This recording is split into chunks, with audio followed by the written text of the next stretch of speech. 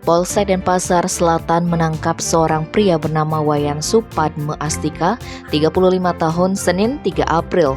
Pasalnya pria itu nekat mencuri paket berisi handphone di jasa ekspedisi tempatnya bekerja di Jalan Pulau Moyo Gang Cemara B nomor 1 Pedungan, Densel dengan alasan untuk bayar utang orang tuanya. Informasi yang dihimpun koran ini, kasus tersebut dilaporkan oleh Igede Manis Mertajiwa, 51 tahun. Peristiwa itu diketahui ketika pihak perusahaan menerima komplain dari pelanggan atau penerima barang di Jakarta pada Senin 20 Maret sekitar pukul 11.30 sebab satu HP Samsung S23 Plus warna hitam hilang.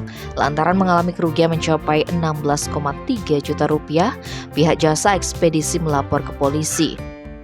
Atas laporan tersebut, tim Opsnal Reskrim dipimpin Panit 2 Ibda Imade Mediana Dwija melaksanakan penyelidikan, memeriksa saksi-saksi di TKP, dan mengecek CCTV.